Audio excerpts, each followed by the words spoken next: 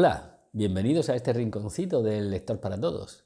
Os traigo hoy otra aventura del ingenioso hidalgo Don Quijote de la Mancha, la que le sucedió justo después de la aventura de los yangüeses, que quedaron molidos a palos, y dificultosamente montaron sobre sus cabalgaduras y al poco de comenzar el camino encontraron una venta que Don Quijote confundió en su mente con un gran castillo.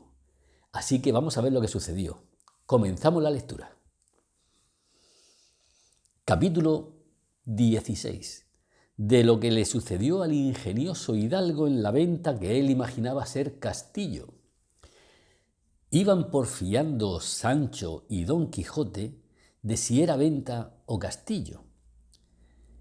Y tanto duró la porfía que tuvieron lugar sin acabarla en llegar a ella, en la cual Sancho se entró, sin más averiguación, con toda su recua.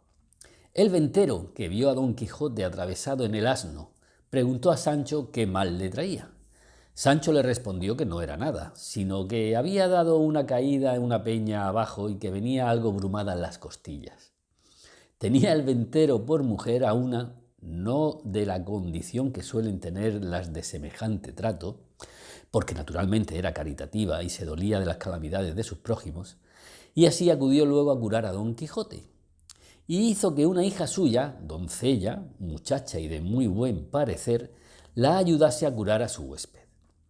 Servía en la venta asimismo una moza asturiana, ancha de cara, llana de cogote, de nariz roma, de un ojo tuerta y del otro no muy sana. Verdad es que la gallardía del cuerpo suplía las demás faltas. No tenía 7 palmos de los pies a la cabeza, y las espaldas, que algún tanto le cargaban, la hacía mirar hacia el suelo más de lo que ella quisiera. Esta gentil moza, pues, ayudó a la doncella y las dos hicieron una muy mala cama a Don Quijote en un camarachón que en otros tiempos daba manifiestos indicios que había servido de pajar muchos años, en la cual también se alojaba un arriero, que tenía su cama hecha un poco más allá de la nuestra Don Quijote.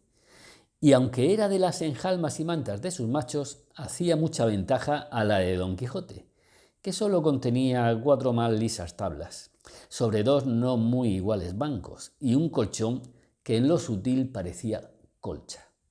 Y luego la ventera y su hija le emplastaron de arriba abajo, alumbrándoles Maritornes, que así se llamaba la asturiana.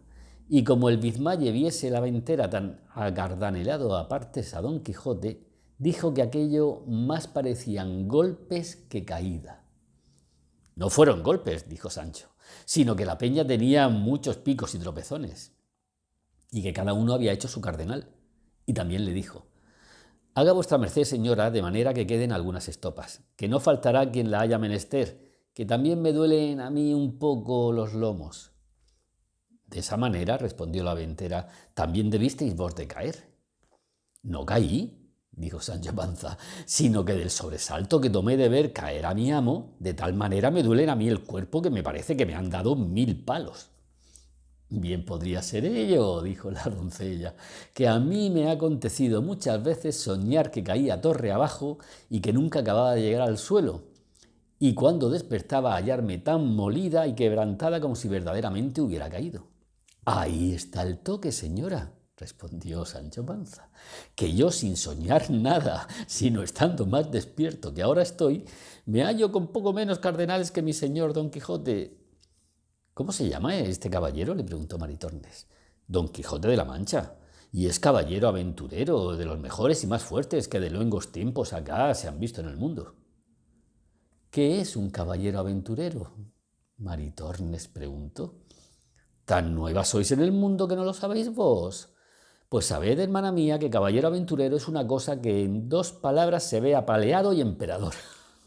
Hoy está la más desdichada criatura del mundo y la más menesterosa, y mañana tendría 2 o 3 coronas de reino que dar a su escudero.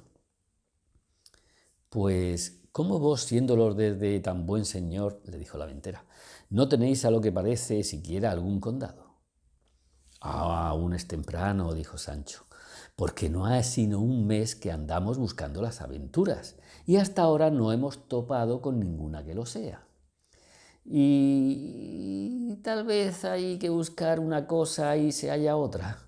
Verdad es que si mi señor Don Quijote sana de esta herida o caída y yo no quedo contrecho de ella, no trocaría mis esperanzas con el mejor título de España.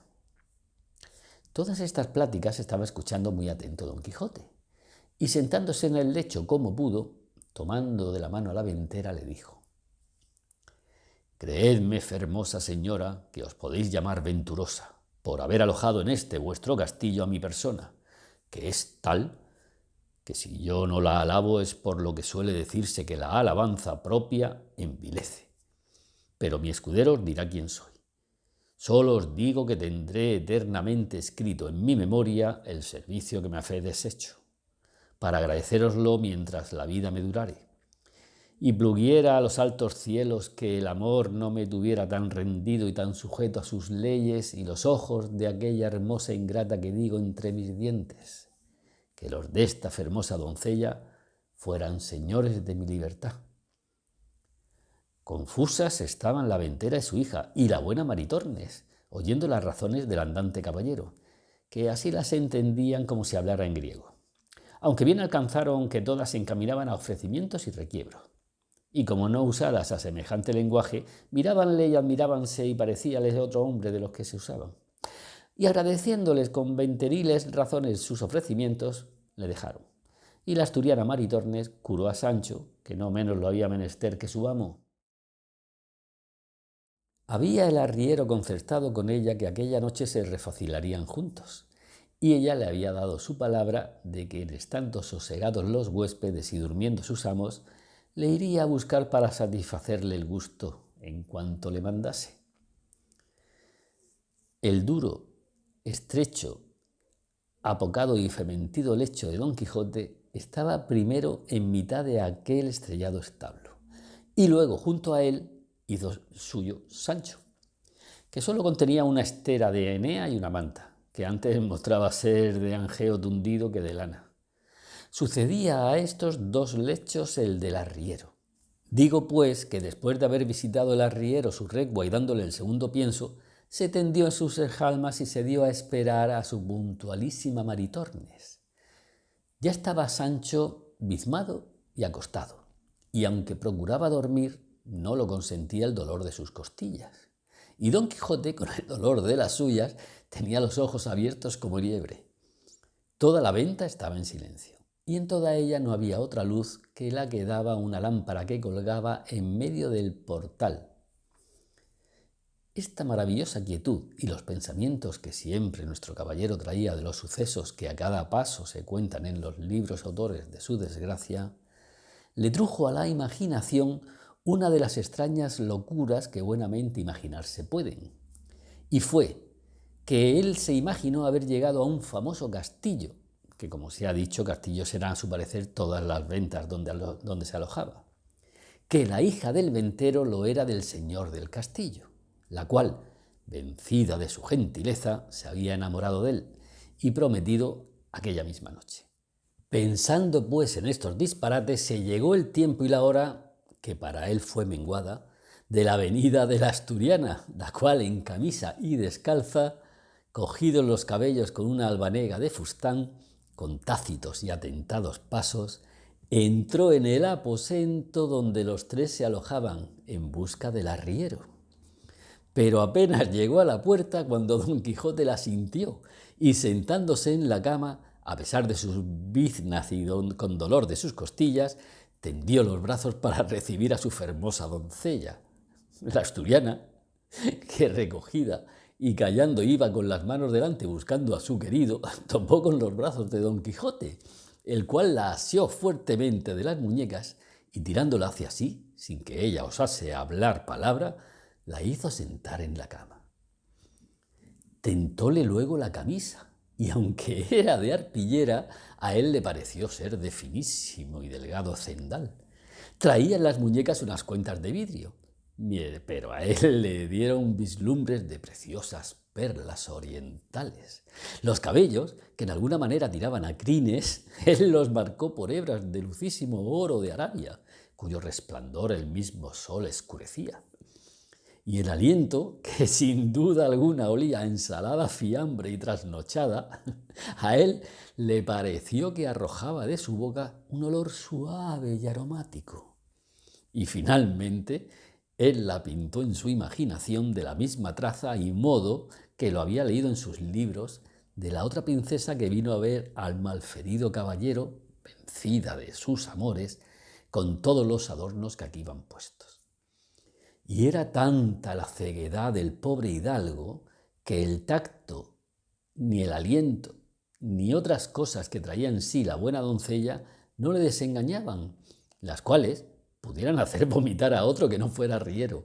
Antes le parecía que tenía entre sus brazos a la diosa de la hermosura, y teniéndola bien asida con voz amorosa y baja le comenzó a decir: «Quisiera hallarme en términos, fermosa y alta señora, de poder pagar tamaña merced como la que la vista de vuestra gran fermosura me haberes fecho.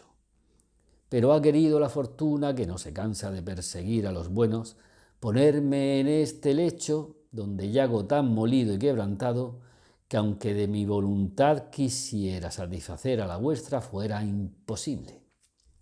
Y más, que se añade a esta imposibilidad otra mayor, que es la prometida fe que tengo dada a la sin par Dulcinea del Toboso, única señora de mis escondidos pensamientos, que si esto no hubiera de por medio, no fuera yo tan sandío caballero que dejara pasar en blanco la venturosa ocasión en que vuestra gran bondad me ha puesto».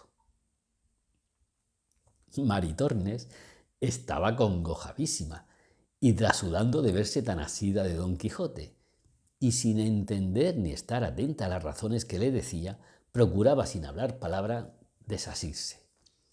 El bueno del arriero, a quien tenían despiertos sus malos deseos, desde el punto que entró su coima por la puerta la sintió.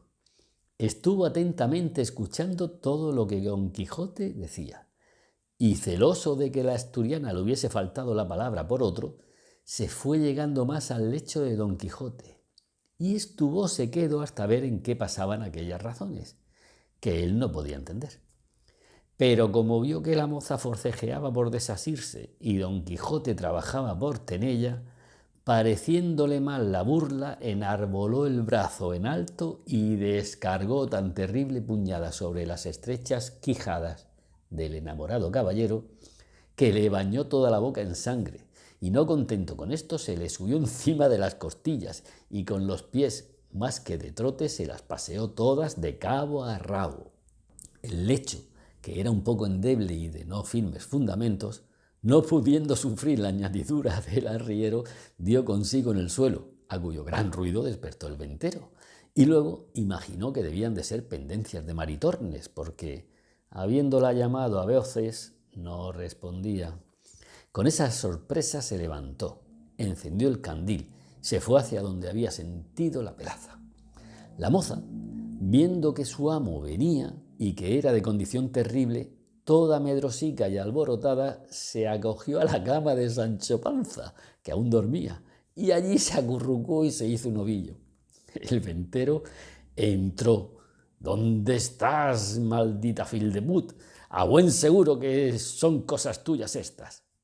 A esto despertó Sancho, y sintiendo aquel bulto casi encima de sí, pensó que tenía una pesadilla y comenzó a dar puñadas a una y otra parte, y entre otras alcanzó con no sé cuántas a Maritornes, la cual, sentida del dolor, echando a rodar la honestidad, dio el retorno a Sancho con tantas que a su despecho le quitó el sueño, el cual, viéndose tratar de esa manera y sin saber de quién, alzándose como pudo, se abrazó con Maritornes y comenzaron entre los dos la más reñida y graciosa escaramuza del mundo. Viendo, pues, el arriero, a la lumbre del candil del ventero, cuál andaba su dama, dejando a Don Quijote, acudió a dalle socorro necesario. Lo mismo hizo el ventero, pero con intención diferente, porque fue a castigar a la moza, creyendo sin duda que ella sola era la ocasión de toda aquella armonía. Y así como suele decirse, el gato al rato, el rato a la cuerda al palo, la moza a él, el ventero a la moza, y todos menudeaban con tanta priesa que no se daban punto de reposo. Y fue lo bueno que el ventero se le apagó el candil, y como quedaron a oscuras, dábanse tan sin compasión todos a bulto que a doquiera que ponían la mano no dejaban cosa sana. ¿Alojaba acaso aquella noche en la venta un cuadrillero de los que llaman de la Santa Hermandad Vieja de Toledo, el cual, oyendo a sí mismo el extraño estruendo de la pelea, asió su media vara y de la caja de lata de sus títulos y entró a oscuras en el aposento, gritando: «¡Téngase a la justicia! ¡Téngase a la Santa Hermandad!». Y el primero con quien topó fue con el apuñeado Don Quijote, que estaba en su derribado lecho, tendido boca arriba y sin sentido alguno. Le echó mano a la barba y no cesaba de decir: «¡Favor a la justicia! ¡Favor a la justicia!». Pero viendo que el que tenía asido no se bullía ni meneaba, se dio a entender que estaba muerto, y que los de allí dentro eran sus matadores. Y con esta sospecha reforzó la voz, diciendo: «¡Ciérrense la puerta de la venta! ¡Miren que no se vaya nadie, que ha muerto aquí un hombre!». Eso sobresaltó a todos, y cada cual dejó la pendencia del grado en que tomó la voz. Retiróse el ventero de su aposento, el arriero a sus enjaimas, la moza a su rancho. Solos los desventurados Don Quijote y Sancho no se pudieron mover de donde estaban. Soltó en esto el cuadrillero la barba de Don Quijote y salió a buscar luz para buscar y prender a los delincuentes. Mas no la halló, porque el ventero de Industria había muerto la lámpara cuando se retiró a su estancia, y fuele forzoso acudir a la chimenea, donde con mucho trabajo y tiempo encendió el cuadrillero un candil. Y aquí dejamos a Don Quijote, porque la siguiente aventura nos muestra lo que sucedió en la venta después de este apaleamiento. Pero eso será en otra ocasión. Nos vemos en la próxima entrega.